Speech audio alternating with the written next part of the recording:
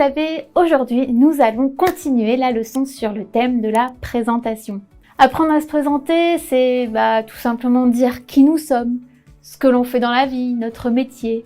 Par exemple, présenter quelqu'un de notre entourage. Bref, petit à petit, nous allons apprendre ensemble à parler de nos centres d'intérêt ou encore d'exprimer nos émotions et donc entrer dans les détails de qui nous sommes. Bon, sans non plus partir dans un sujet philosophique, bien entendu. Sachez une chose, c'est que ce que vous apprenez dans la transmission de votre présentation ici, c'est ce que vous serez ensuite capable de réceptionner. Pour le moment, nous allons démarrer une nouvelle leçon de grammaire. Car oui, en langue des signes, il y a de la grammaire et même de la conjugaison. Mais pas d'inquiétude, rassurez-vous, ça n'a rien à voir avec la langue française. Vous êtes prêts? Eh ben alors on démarre.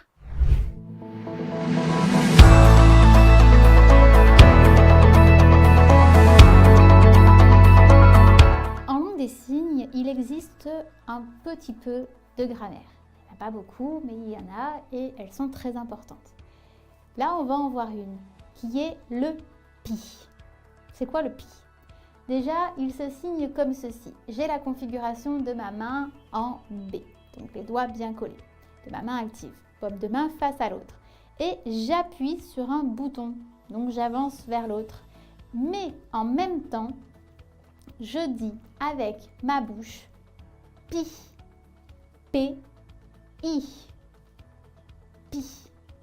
Ça veut dire quoi? Il a deux utilités ce pi.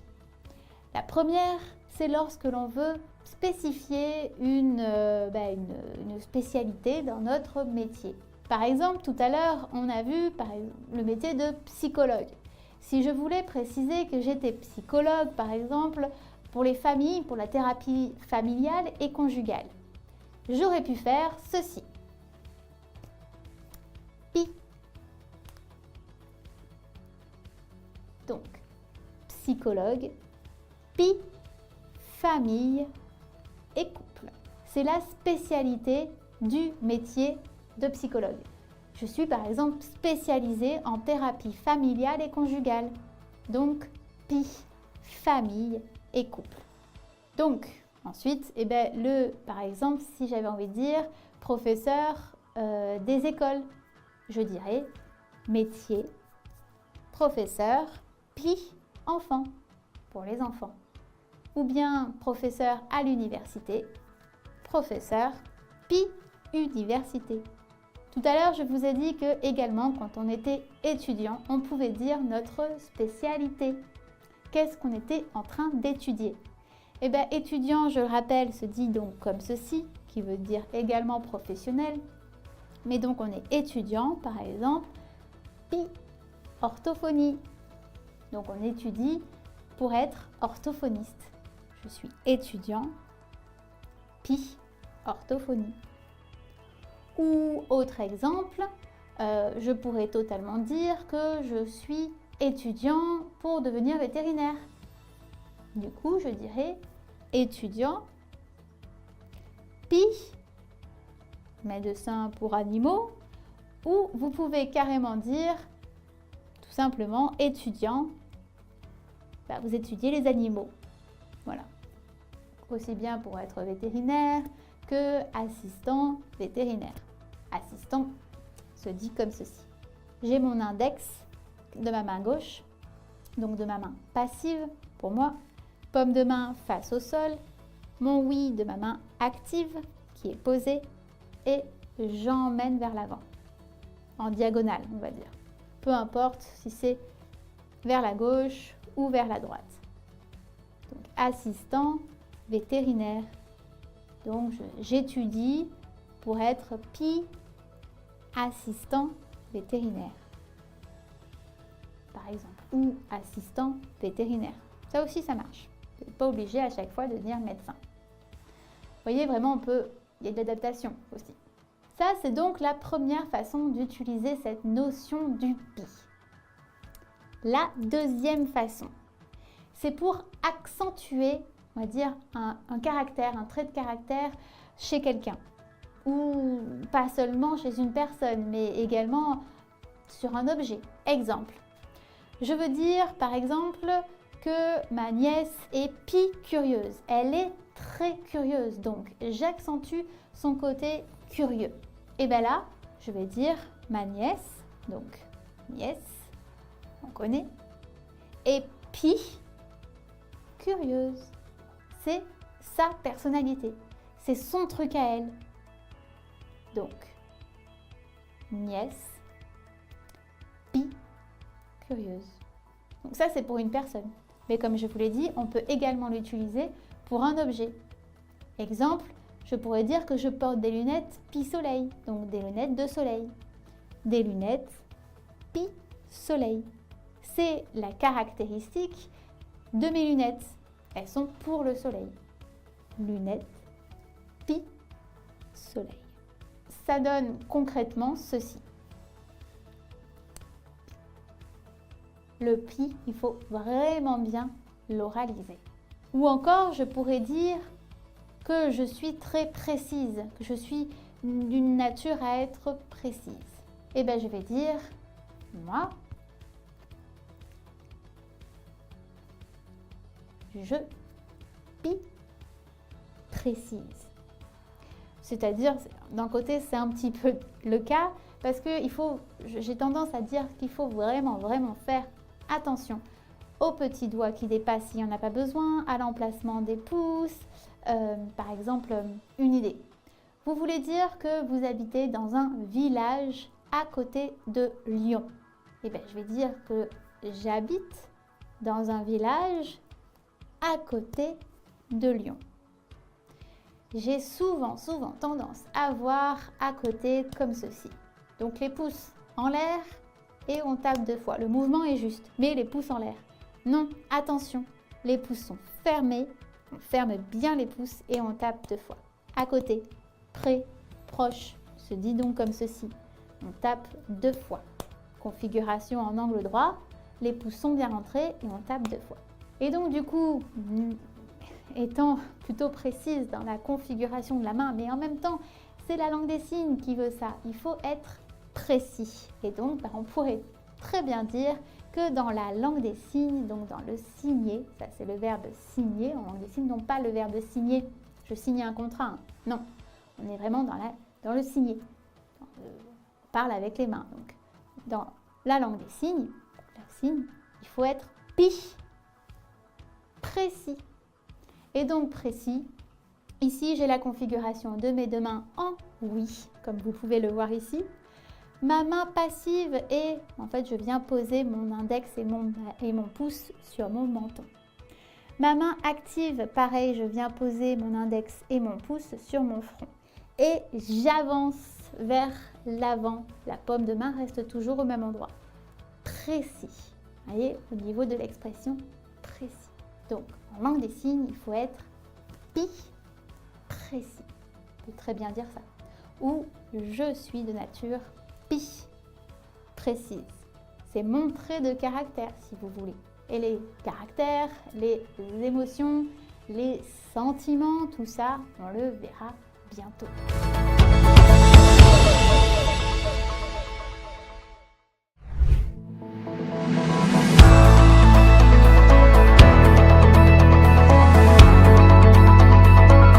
Alors comme je vous le disais, effectivement, il y a peu de grammaire en langue des signes, mais le peu qu'il y a de son importance. La prochaine notion de grammaire que l'on va voir, c'est le pronom possessif. Il existe également en langue des signes. Pronom possessif, rappelez-vous, c'est lorsque l'on dit mon, ton, son, ma, ta, sa, mes, tes, ses. Ma famille, mes enfants, mon chien, ma voiture, etc. En langue des signes, on l'utilise aussi. À la seule distinction près, c'est que on dit ma famille. Le pronom possessif en langue des signes se trouve après l'objet ou le sujet. Par conséquent, ma famille devient donc famille ma. Ainsi, voilà ce que ça donne. Famille. Le pronom possessif se signe ainsi. On part sur le P, puisque pronom possessif s'écrit avec un P. Donc rappelez-vous, le P se dit comme ceci avec le pouce qui est sur le majeur première phalange. P. Pour dire ma, donc ma, mon, mes, tout ce qui est à moi. Je démarre ici. Mon P est donc légèrement en face de moi. Et je viens ensuite coller la paume de ma main, donc ici, sur ma poitrine. Et en même temps, je fais PFF. Donc, je suis ici bien collée sur ma poitrine. Et ça a une importance. Parce que si vous me faites ceci, qu'est-ce que vous voyez, vous, étant en face de moi? Vous voyez juste mon index. Donc, on peut penser que c'est un je ou moi. Alors que non. J'ai bien fait la configuration P, mais je ne l'ai pas mis dans le bon emplacement, en orientation, comme ceci. Donc, mon, ma, mes. Ton, ta, tes. Je démarre ici. Pareil, même emplacement, même configuration, même orientation. Le mouvement va venir en fait vers la personne. Ton, ta, tes. Et en fait, on fait aussi tout le temps. Par exemple, tes livres. Je vais dire livre, les tiens. Si je veux dire son, ça, c'est. Donc, admettons, il y a quelqu'un ici. Je veux dire, par exemple, on démarre ici, même orientation, même emplacement, même configuration. Et là, on vient pointer la personne dont on parle. Attention, hein, de ne pas faire ton, ta, tes ou son, ça, c'est en pointant comme ceci. Ça a le même principe que si je faisais ça. Là, je dis je et là, je fais tu ou elle ou lui. Là, c'est mon index qui pointe.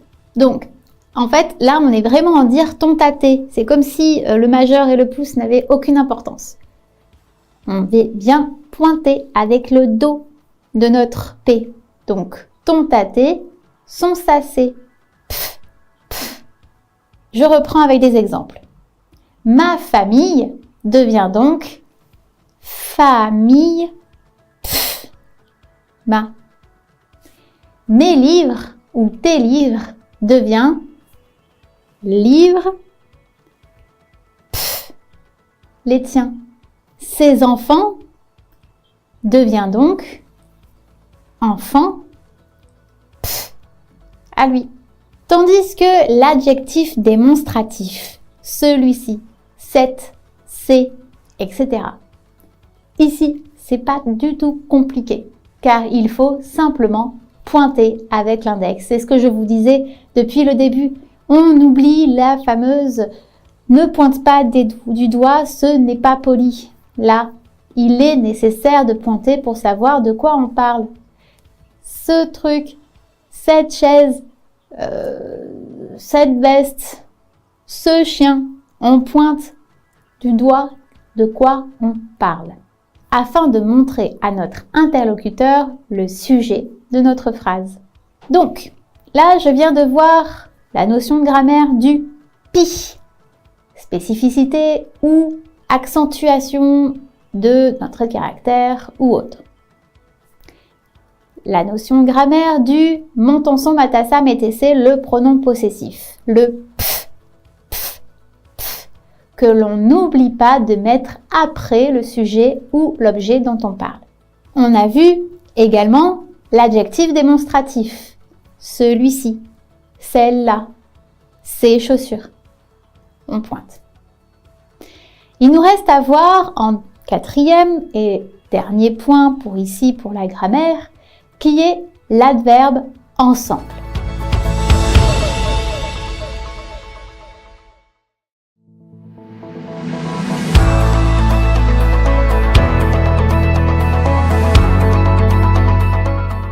L'adverbe ensemble.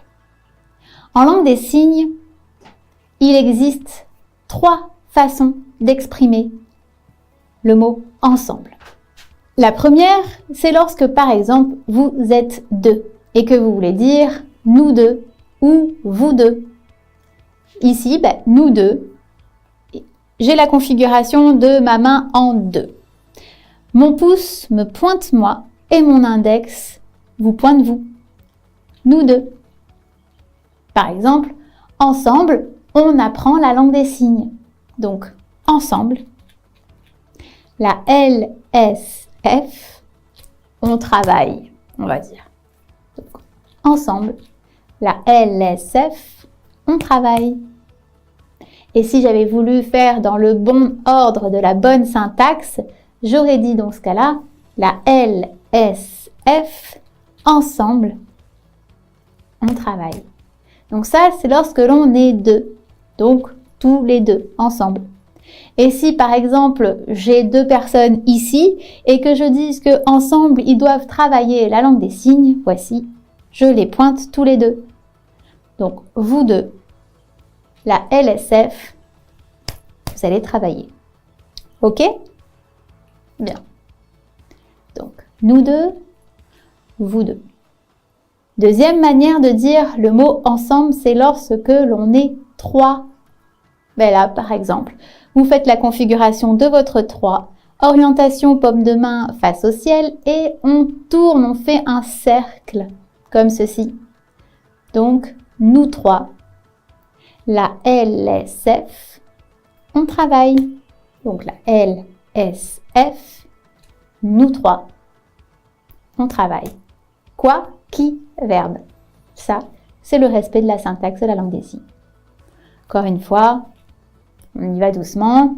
Pour le moment, on peut faire du français signé. Quand je peux, je vous montre vraiment un petit peu à quoi ça ressemblerait avec la bonne syntaxe afin que l'on vienne un petit peu au fur et à mesure se familiariser avec la construction de la syntaxe qui est totalement inversée de la nôtre.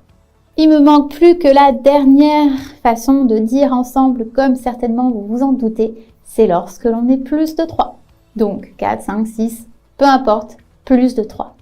Et bien ici, vous venez, donc vous avez les pouces en l'air, vous ramenez vos poignets, vos poings ensemble et vous venez tourner, faire un cercle comme ceci. Donc là, c'est plus de 3, donc tous ensemble. La LSF, on travaille. Je reprends.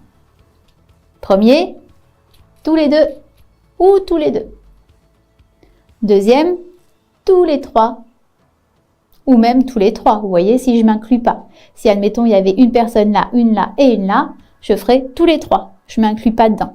Et le dernier, ensemble. Alors là, oui, je m'inclus. Sinon, après, je peux très bien pas m'inclure, je dis ensemble. Vous voyez, là, je m'inclus avec le ensemble, et là, je fais juste ensemble. Vous, en fait. Mettons qu'il y avait plus de personnes que de 3 personnes. Hop, il y a un groupe. Je dis ensemble, là, tous. La LSF, vous travaillez. OK. Donc, je récapitule. On a le pi, la spécificité, le pronom possessif, en troisième, l'adjectif démonstratif ceci, cela. Et en quatrième, ensemble, qui se dit de 3 manières différentes. Ça, c'était la partie, on va dire, grammaire qu'il nous fallait encore voir pour pouvoir passer à la présentation et donc commencer à travailler cet exercice.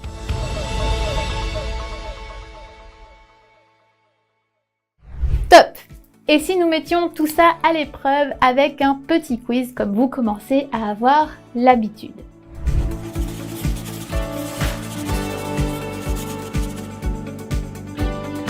Le quiz ici consiste tout simplement à un vrai ou faux. Donc du coup, je vais vous dire des affirmations et ensuite à vous de dire si elles sont vraies ou fausses. Vous êtes prêts?